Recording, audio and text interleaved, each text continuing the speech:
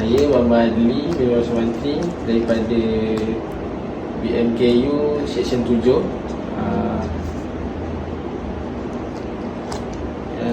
Ingin mewawancara Profesor Madya Muhammad Arif tentang konsep sejahtera dan keamanan global dalam konteks krisis kemanusiaan di Gaza.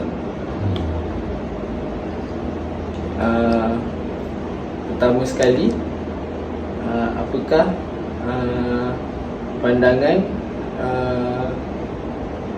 PM Arif, bolehkah PM Arif memberikan latar belakang singkat tentang diri PM Arif dan pemahaman PM Arif tentang konsep sejahtera dan keamanan global dalam konteks Gaza? Baik, terima kasih ya. Terima kasih, saya ucapkan terima kasih di atas kesudian awak berdua untuk menemui saya berkenaan isu-isu yang awak bawakan ini. Nama saya Muhammad Arif bin Muhammad Nafiah. Jadi kata Allah rezekikan saya di UTM ini, jadi saya mendapat Profesor Madya lah. Jadi saya adalah Profesor Madya Muhammad Arif bin Muhammad Nafiah. Saya berada di UTM ini sejak tahun 2002. Okay? Penubuhan UTM pada tahun 2000 dan pengambilan pelajar pertama 2001. Jadi saya ni memang the pioneer lah dekat UTM ni. Jadi fakulti yang saya naungi adalah fakulti kejuruan elektrik pada awalnya.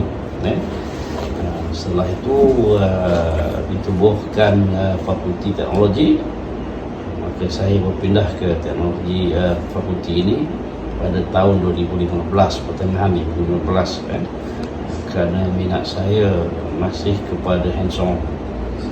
Jadi sampai sekarang lah saya mengajar subjek industrial automation dan juga power automation. Baik, berkenaan dengan pandangan saya, ya saya nama pun Muhammad Arif kan. Jadi Muhammad Arif ni orang Islam lah. Jadi Islam ini adalah agama sejahtera. Dan sebab tu bila kita jumpa saudara kita bagi salam, Assalamualaikum warahmatullahi wabarakatuh. Itu adalah doa supaya saudara kita aman dan sejahtera. Bila kata aman dan sejahtera ini, dia merangkumi kedua-dua aspek lah, minda dan juga fizikal. Di mana mindanya tak tercedera, tak tersesa, fizikalnya juga tidak tersesa. Jadi semua orang nakkan aman dan sejahtera. Sebab tu kalau kita ucap salam, Assalamualaikum warahmatullahi wabarakatuh, kalau ada bangsa lain kita kata dan salam sejahtera. Sebenarnya salam sejahtera itu sebenarnya adalah translation daripada Assalamualaikum itu juga kan, bahawa kita nakkan aman. Jadi dalam konflik Gaza ni kita tahu bahawa sejarahnya dah tercatat, sejarahnya di dalam banyak source, banyak sumber-sumber, sama ada sumber-sumber buku ataupun sumber-sumber elektronik. Kita panggil singkatan sebenarnya medsos lah. Medsos ada dan kita semua tahu sejarahnya bahawa Palestin itu adalah hak orang Palestin. Dan Yahudi ini sebenarnya mungkin disebabkan oleh kedegilan dia, keingkaran dia, maka dia diseksa dengan tidak ada negeri. Dan banyak tempat yang diduduk dia tidak disukai oleh masyarakat peribumi satu-satu negara tersebut. Kita tengok juga di Jerman bagaimana mereka dibantai dan sebagainya, dan ketika itu mereka tidak ada tempat. Dan di Palestin lah, ketika kalau kita tengok dalam medsos, mereka diterima oleh tangan terbuka oleh rakyat Palestin, walaupun itu sebenarnya adalah agenda British, yang mana Palestin dulu adalah di bawah jajahan mereka. Jadi dia punya kesimpulannya, orang Yahudi ni dia tak akan menggunakan duit dia diberikan kepada bangsa lain. Jadi dia tak sanggup berkongsi kesejahteraan dia dengan orang lain. Bagi dia sejahtera dia saja, bangsa dia. Itulah konsep dia. Sebab tu Mana kata dia boycott orang lain, kan? Sedangkan kita tahu dia orang bersikap begitu. Dan sikap-sikap begini yang bila wujud pada satu bangsa, maka tidak akan ada kesejahteraan pada yang lain. Kerana dia pentingkan diri dia sendiri, dia sombong. Dia sombong, kan? Jadi seluruh dunia tahu sikap Yahudi itu, kan? Satu, kalau dia datang Malaysia pun dia akan buat macam tu juga. Adakah kita rela? Terima kasih Pak Arif. Sama. Kami ada mengkaji kesan dan konflik blokade di Gaza terhadap kehidupan harian penduduk Gaza, termasuk akses kepada makanan, perubatan, air bersih, pendidikan dan perumahan. Untuk memahami impak kemanusiaan dari konflik dan kekurangan sumber asas ini. Pada pendapat Prof. Arif, adakah bekalan air bersih terganggu disebabkan konflik Gaza, Israel dan sekatan yang berlaku sekarang? Ya, kita tengok dalam berita dalam berita apabila berlaku peperangan, berlakulah kemusnahan. Jadi selalunya orang berperang ni dia akan menyeksa orang yang diserang dia dari segi aspek mental dan fizikal.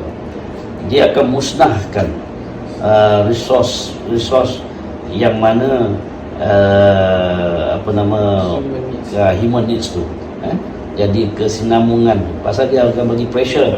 Satu, bila you dah tengok you punya needs dah tak ada, you akan menyerah, you akan menyerah sekarang, kan?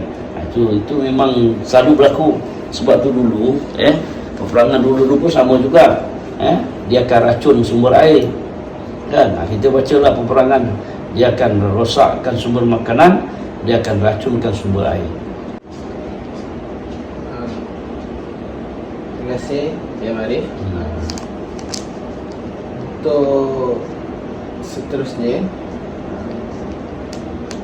adakah konflik yang berlaku ni menjejaskan dari segi mental dan emosi rakyat Palestin saja dan seluruh dunia? Saya sendiri pun, bila kita tengok gambar anak-anak dibunuh, kezaluman yang berlaku, kan? Kita menitik air mata, betul? Kita rasa geram, kan?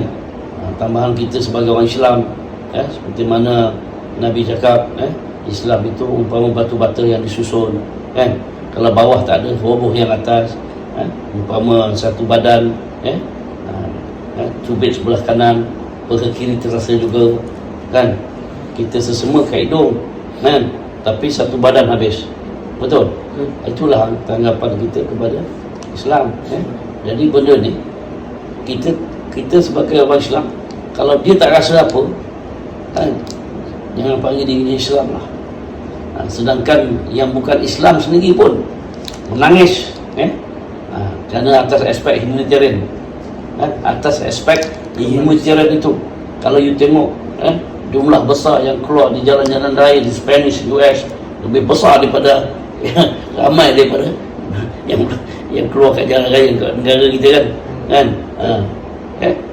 Majoritinya dijemput, majoritinya bukan Islam, kan? Tapi aspek humanitarian itu tak dapat menerima kekejaman itu. Apatah lagi tanah, semua orang tahu, satu dunia tahu, this is not your land, it is not your land, kan? Masa apa kita nak bagi? Ini pengajaran bagi orang Islam. Kerana Allah dah bagi tahu takkan redha orang Yahudi dan orang Nasrani. Menurut PM Arif, adakah kerjasama international merupakan kunci plan untuk mencapai kesejahteraan dan keamanan global, khususnya dalam konteks Gaza? Itu sudah semestinya, kan? Tapi juga tengok senario, kan? Adakah benar-benar ikhlas negara-negara tersebut? Kalau benar-benar ikhlas, saya rasa dah stop dah peperangan, kan?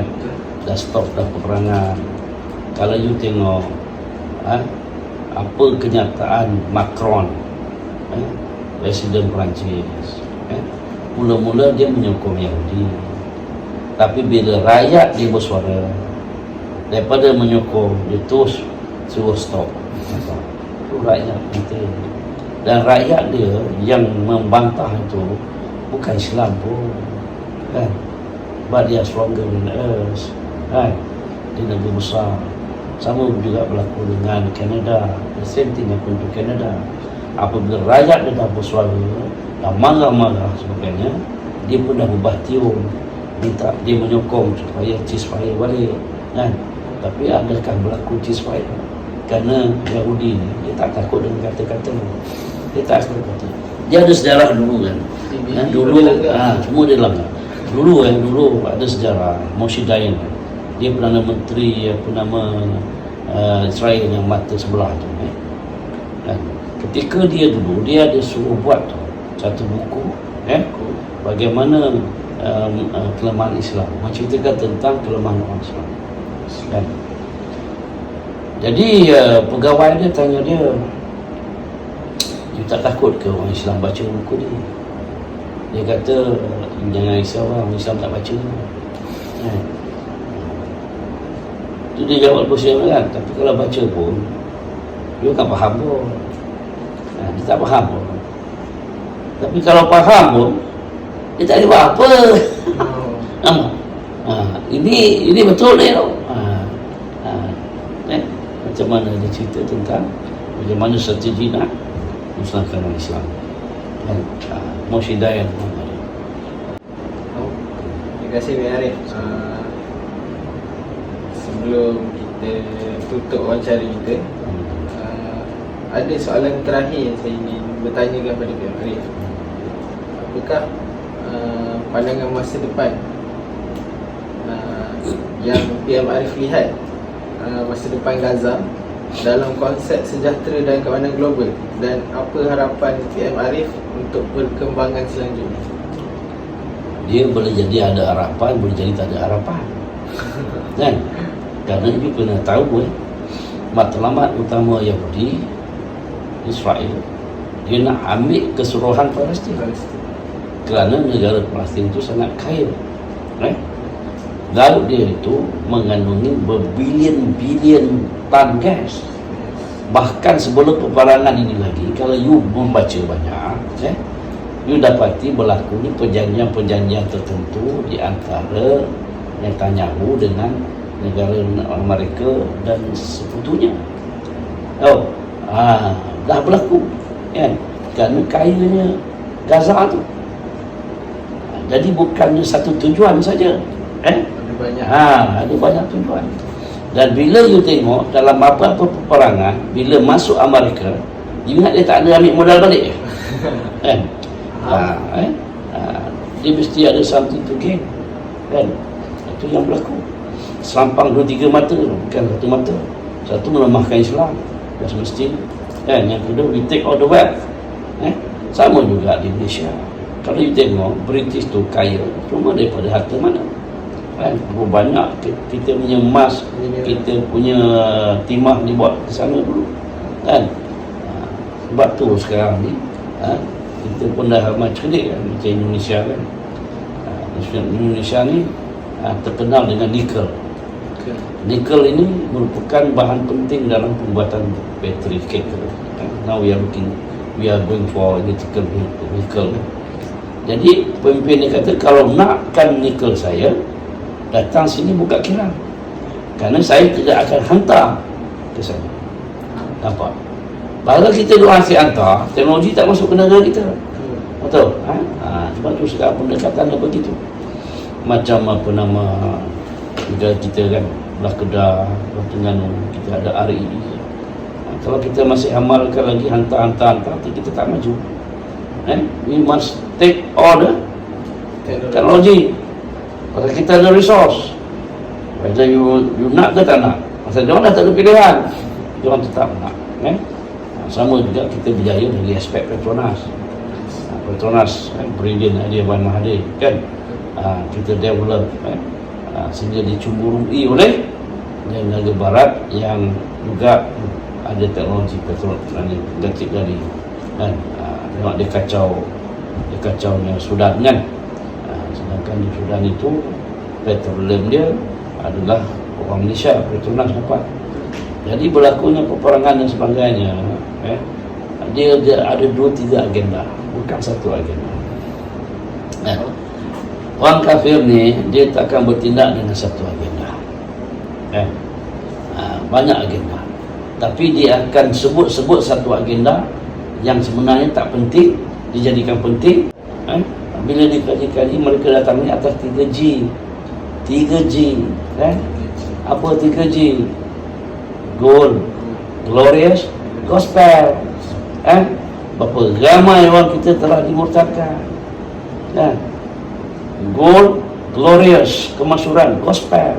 Setiap betul sekarang semua orang masih kuat. Pasal Islam ini sentiasa diganggu keamanan dan kesejahteraannya. Islam lah yang selalu, orang Islam lah yang selalu diganggu keamanan dan kesejahteraannya. Di Xinjiang apa berlaku? Kita duduk tengok Gaza aja, Xinjiang apa berlaku? Di Kashmir apa berlaku? Di Fatani apa berlaku? Dan salah dia orang Islam juga. Pasal kita ni, kita tak nak bernama. Sebab tu saya tak tahu petika ayat Quran ke hadis, tapi pernah guru saya cakap, orang Islam yang duduk dalam negeri Islam memohon kemerdekaan daripada negara itu, tunggulah kehancuran. Itu yang berlaku.